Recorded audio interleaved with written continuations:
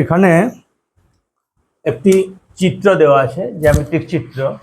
এবারে কিছু প্রশ্ন আছে, তিনটে প্রশ্ন আছে, 2-3 করে 3টে প্রশ্ন আছে। তো প্রথম প্রশ্ন কি আছে, চিত্রটিতে কোন ডি ও এম কোন বি ও এম পরস্পর কোন কি কোন ডি ও এম আর কোন বিওএম বিওএম আর ডিওএম, তার মানে এই কোনটা বোঝা যাচ্ছে, এই দুটো যে ভাগ আছে। তো আমরা জানি এই কোণটির মাপ যখন এইরকম আকৃতিতে চারটি কোণ তৈরি হয় তখন এই কোণগুলির মাপ হয় 90 ডিগ্রি, প্রত্যেকটি 90 ডিগ্রি করে, তাহলে সবগুলি 90 ডিগ্রি করে কোণ। তো এই 90 ডিগ্রি কোণটা যখন আরেকটি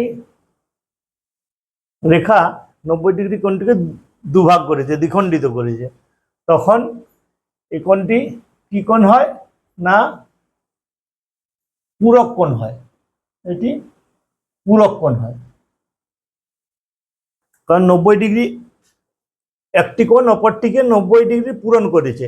মানে এইখানে যদি এটা 30 ডিগ্রি হয় তাহলে এটা 60 ডিগ্রি, তাহলে এই 60 ডিগ্রি কোণটি 30 ডিগ্রি কি না পূরক কোণ, তাহলে এদের সম্পর্ক হচ্ছে পূরক কোণ।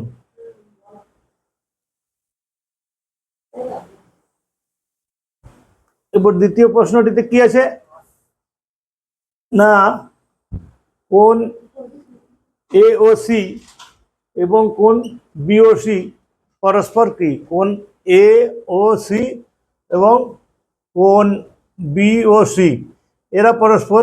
এইখানে আবার দুটো কোণে একসাথে হচ্ছে কত না, এটাও 90 ডিগ্রি আর এটাও 90 ডিগ্রি, তাহলে এদের সম্পর্ক হচ্ছে সম্পূরক কোণ, মানে এই 90 ডিগ্রিকে ওই 90 ডিগ্রি পূরণ করছে। দুটোর মান হচ্ছে 180 ডিগ্রি। 180 ডিগ্রি কোণটাকে যখন 180 ডিগ্রিকে যখন দুটো কোণে ভাগ হয় তখন তাদের হচ্ছে সম্পর্ক সম্পূরক কোণ। আর পরের প্রশ্নটিতে কি আছে, কোণ এ ও